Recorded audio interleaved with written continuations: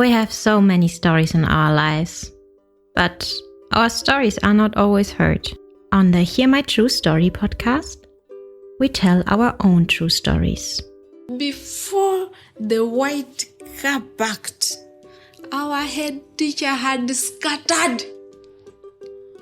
Looking at him, I could only see his tie that was flying backwards, waving at us, and he disappeared in thin air. I want to share my life story. I want to share my voice with the people because I know that just a small joke I can tell through this podcast, it will make someone smile.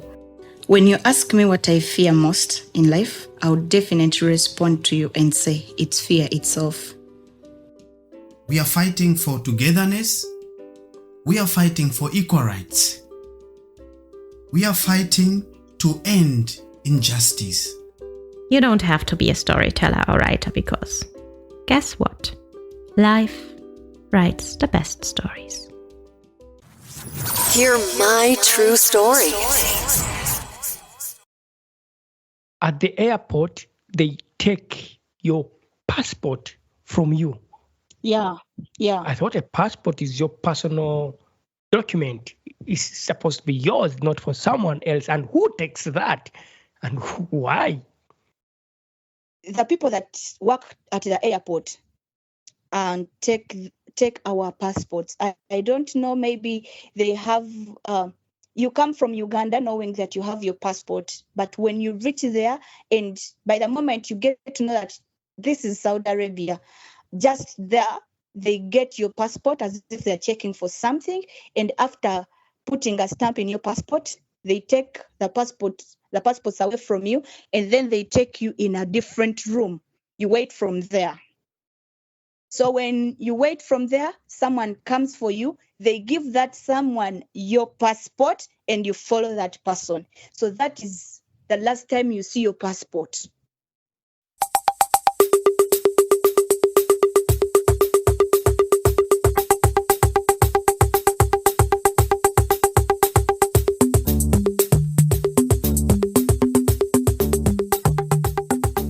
Welcome to Hear My True Story Kampala Season 1, where we tell true stories and have conversations about real-life experiences with non-storytellers and storytellers from Uganda. Hear My True Story Kampala is a joint project between Hear My True Story podcast and Omoti Creative, an organization in Uganda. Omoti Creative is an arts organization that provides safe and free learning spaces for creative arts, educational support, and cultural exchange opportunities to children and youths in Uganda.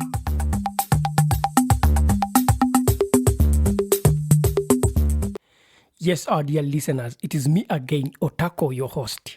Yeah, today we have a conversation with one of the storytellers from Kampala. Sarah, she is one of our storytellers in the Hear My True Story Kampala Season 1, and she told a wonderful, beautiful story. Please, Sarah, could you introduce yourself briefly for the listeners to know you on our podcast? Okay, thank you so much, Otako. Hello, hi, our dear listeners. Hear my story. My name is Sarah Nakitende. I am your storyteller. Yes, I am a filmmaker, an actress, and I am a chef. I am a human activist. Wow, you are so many things, Sarah. You are a chef, human rights activist, an artist. Yeah? Yes. Wow. Are you also a storyteller, or is it the first time for you to do storytelling? Yeah, unfortunately, it is my first time to do storytelling, and I am enjoying it. I'm liking it. It is a different version of people listening to your stories and to be part of your story. Wow. Yeah. And is it the first time that you share a true story that is listened to by people on a platform like our podcast of Hear My True Story podcast? Yeah. I mean, like, people are listening to this all over the world. Is it your first time to tell a true personal story out there? It is not my first time to tell my true story to the world, but it is my first time to tell my story to this platform. Okay. Wow. That's interesting. And how do you find true storytelling as a person? The true storytelling, I find it like it is so challenging to walk back into your past life, to tell your challenges, to tell your the things that you chose not to say out to the public, and also to tell people about your private life, what you call the private life. So I find it like something that reminds me of me, the old me. Yeah. What kind of work do you do as an artist? You can share with our listeners.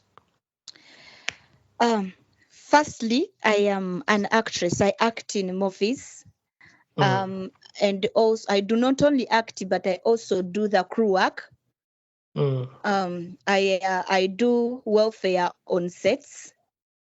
Wow. And also I can script supervise. And I can slate. So when I am not in film, when I am not in film, I am doing the chef work. And if it's not the chef work, then I am a human activist. So I go around and I speak for the voiceless and fight for the rights of others. And how many films have you been on? I mean, how many films have you worked on? Film projects. As an actor, I have been on 4 film projects. And then as a crew, I have been on 2 film sets as a crew member. Wow. And how did you become an artist? I mean, it's interesting. I'm asking this because you're talking about you're an artist. So how did you become an artist? What really drove you into doing this art business? Okay, thank you for that question. And I would really love to say that when I was growing up, I really liked entertainment, and I was so active in school with the MDD. So one day I happened to perform somewhere or on a school project, and everyone liked my performance. So after on my boss, the at school, the director called me and he told me, by then I was in senior 5. So he told me, when you're trying to choose a career or something to do, I am trying to advise you because I see this is the way to go for you. You are so good and perfect at what you're doing. In fact, you like it. So he advised me to go and continue with my acting skills. And I really appreciated it because at heart, that is what I really desired and liked. So when I went, and in my senior 6, after my senior 6 graduating, I went to my parents and I told them, by then I was living with my auntie. I told her I want to go for a course, to do MDD course, because my aunt had not enough money.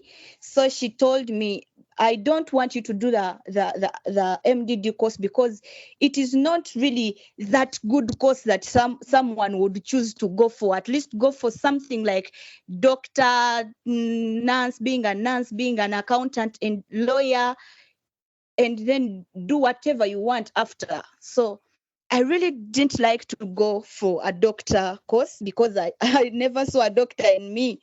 I mean, I never saw a lawyer in me. All I wanted is to be an artist.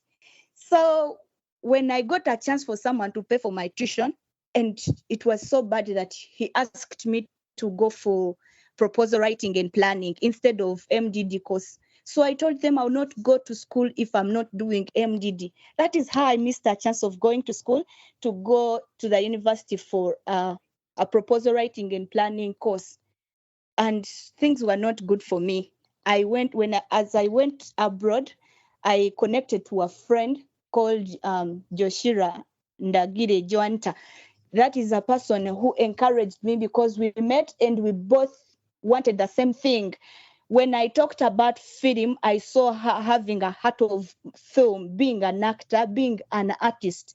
So she encouraged me and told me, when we go back to Uganda, we shall do our movies. And to tell you, when I came back to Uganda, I connected with her. She connected me to different people, and I joined film just like that. Wow. It's really a wonderful, interesting, and encouraging story. How you ended up doing film. You really wanted it. You told your mother, I don't want to do MDD. For our listeners, MDD in Uganda, it's more like music, dance, and drama course in university. Right now, they offer they have these courses in universities in Uganda, and people can really attend to become a musician, a dramatist, to become a dancer. But then Sarah decided to go for her dream. However much she couldn't go to university, she really made it to becoming a real artist as she is right now in film. And you also do music and dance. Yeah. Do you? Yes, I do. Okay. Yeah, so that's nice to hear about that. Yeah, so you talked about your family in your story, and of course you talked about in the story. Would you maybe draw a simple picture of your family? How many were you, and that your life as a child in the family? A small picture, so for the listeners to know more about you. Okay. We were born 3 in my parents, I and my 2 brothers. But then my fathers fathered other 20 children in different mothers. Wow. 20 children. So you were 24. 23. And by the way, I don't know how many we are, but I know only that number. For the rest, I'll know maybe later. Yes. So nice. I'm talking to someone who is really with such a family, with a big family. How was it for you? I mean, that's the thing. How what? I mean, like, how was it for you growing up in a big family of 20 plus children? Oh, growing up in a 20 plus family is really challenging because it happens to have a lot of demands, responsibilities are so many that cannot even be fulfilled. If you look closely, you might even, some of the children in a family might end up not having chances to have certain things because our parents try so much to divide themselves to see that each child gets what they need to get. And then if you're not lucky enough, you miss out on some opportunities, just like me. I really missed out on the love of my father and then experienced the love and the worst of my mother. So when I talk about the 20 children or living in a family of 20 plus, it is really not a good experience with me. So you said you missed the love of your father and you experienced the worst of your mother. Yeah. Why do you say this? I last saw my father when I was still so young, before even starting to school, and since then he has then seen me when I am a grown-up woman, when I am actually even done with my secondary school, started work. That is when he has seen me again, and I welcomed him as my father again. And the worst of my mother, I tried so much with my mother, accepting and owning her, like, because she struggled so much to see that we really believe that we have parents on earth. She tried to do different kinds of jobs, just like I told you in my story, that she did everything. She sold everything to see that we the 3 live a life that other children tell that they both have parents, So I really experienced life, the worst life with my mother and a good life with my mother. And when I compare both my mother and my father, that is where my statement comes in. That I experienced the worst of my mother, and then the side of my father, I lacked his love. He has really never ever welcomed me as a child in my life, and I don't have that strong connection with him. Yeah, I can really understand that. It can be so really, growing up with a single mother, 3 children, and working hard to see that you are all having the best, and she sacrifices for you to enjoy your life of a child. Yeah. So, could you maybe perhaps tell us more, because you said you in one of your stories that you had to go abroad, work abroad, and get money to support your brother's treatment. Yeah. Maybe you could share more with our listeners on our podcast. What paint the picture? What kind of jobs? Where? Which country? Really? And how did you get there? Like, because this is really, you can share if you really want to share that, but if you don't want to share it, you can definitely also tell me, no, I cannot talk about that. Yeah. Okay. After my senior 6 vacation, I looked and searched for a job to do in Uganda, but I could not get one. Yeah, wait, Sarah is talking about senior 6 vacation.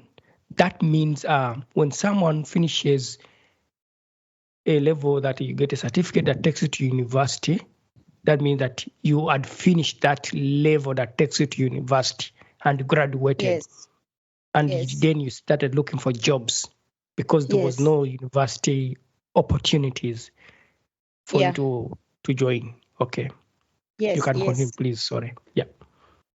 I started looking for jobs, but I could not get one because to wherever I went, everyone wanted a person who had experience, who had an experience, at least maybe for a year, for 2 years, for 6, and that is the very worst period students experience after school, because they all join the world with excitement, thinking that they are going to get the jobs there and then to do what they studied, but unfortunately opportunities are not there.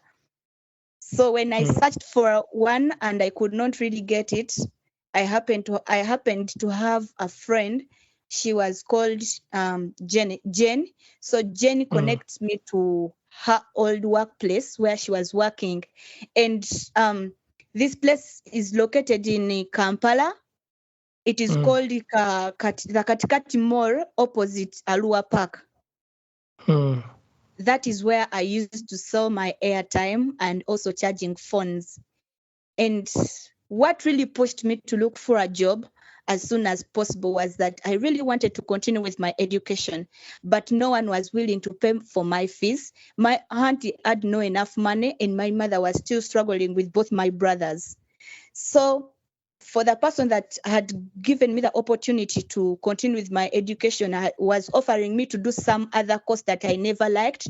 So I rejected the opportunity. So I believed in myself that I can really work and at least go and do my MDD course, the music dance drama. Yes, I do it. And the other 2 factors that really pushed me was for my brother to get treatment, to get money and go to India for operation.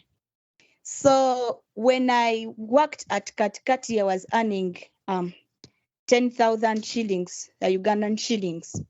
That's like $2 a day. $2, maybe €2, something like that. Okay. That's so little money, that really. Is by a chance, because they could pay you according to, they could pay you according to what to how much airtime you've sold. And unfortunately, when you could sell much airtime, your salary remains at 10,000 shillings. When you sell less salary, less airtime, you get less money, you get like 6,000, 7,000. It depends a day. So my only savior was the phones I was charging, the batteries I was charging, using a universal. So an individual comes with their battery, and I put it on a universal, charge it, and I earn my 500 shillings per battery that I charge. So that money saves me for my lunch at work and also transport. And by then, I wasn't even home. I was because I had left the home where I was staying, my auntie's home, because the pastor I was staying with, he had chased us from there. So I was living with friends.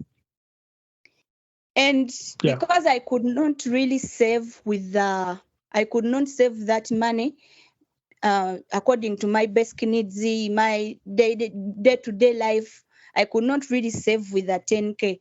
And I really wanted to save my brother from the burden of being sick and on medication every day.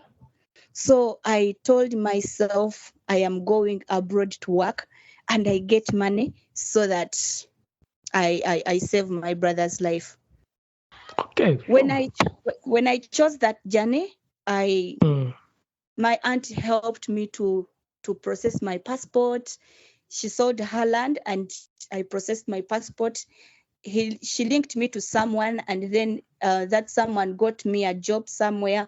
I went to a company, and when I got into a company, I applied for work. And when works came, they told me I'm going to be a cleaner somewhere in a hotel. And I was happy that I got a visa, I got a ticket, I got everything. I'm going to go and work. And I come back home, I save my brother, and I start living with my brother with a health life.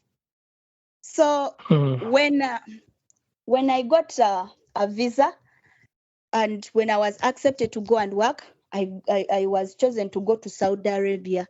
I never knew how Saudi Arabia looked like.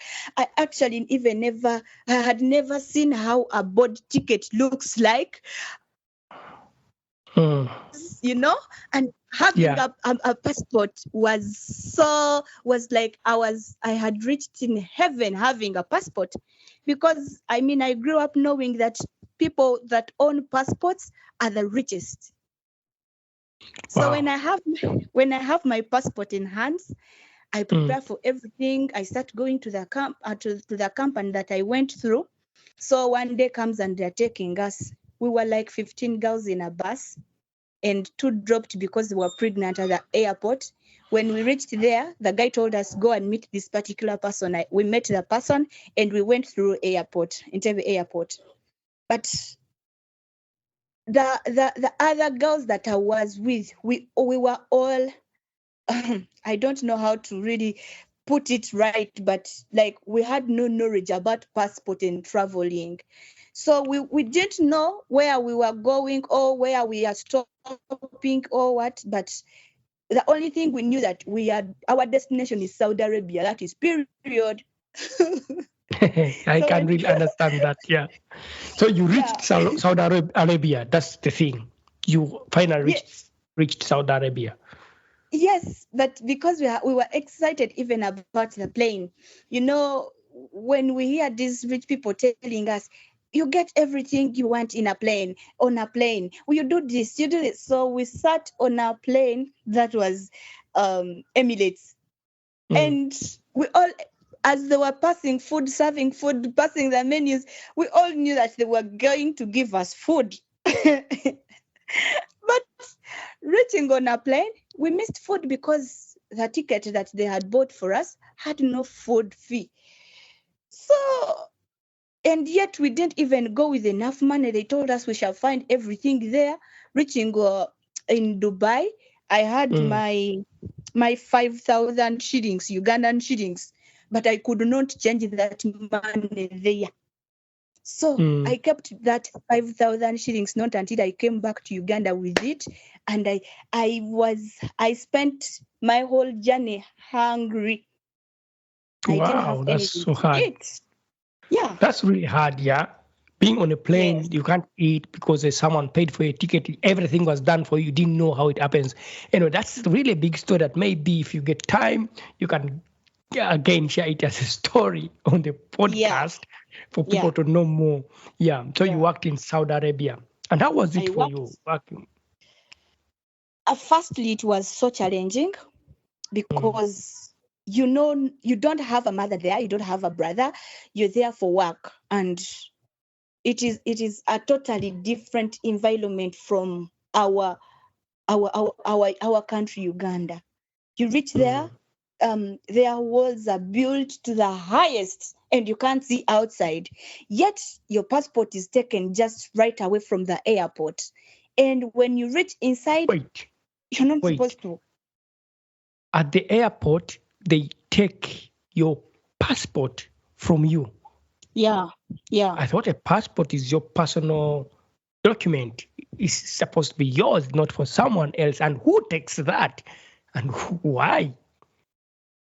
The people that work at the airport and take our passports. I don't know, maybe they have you come from Uganda knowing that you have your passport, but when you reach there, and by the moment you get to know that this is Saudi Arabia, just there they get your passport as if they're checking for something, and after putting a stamp in your passport, they take the passports away from you, and then they take you in a different room.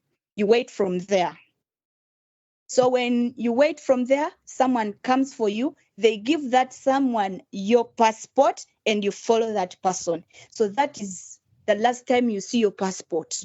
Yes, our dear listeners, thank you so much for listening and following this podcast, Hear My True Story. So I would like to say we cannot continue beyond this. We shall continue further with this conversation in our next episode, where we get to know more about what happened, what is the story, what happened when Sarah was working abroad. These stories were directed by Zoe the Storyteller. Audio production for the stories was done by Adnan Singh Kumba. Many thanks to our project coordinator Nicholas Kaiwa and all the storytellers of Hear My True Story Kampala Season 1. For more stories, please visit hearmytruestory.com. For more information about Umuti Kreativ, visit umutikreativ.com or send an email to info@umuti.org. Thank you for listening. Thank you for listening to our podcast, Music by Edwin Matovo, hosted and produced by Otako. Subscribe to our podcast for more stories and visit us on our website, hearmytruestory.com, for more stories. All the links are listed in the show notes of this podcast.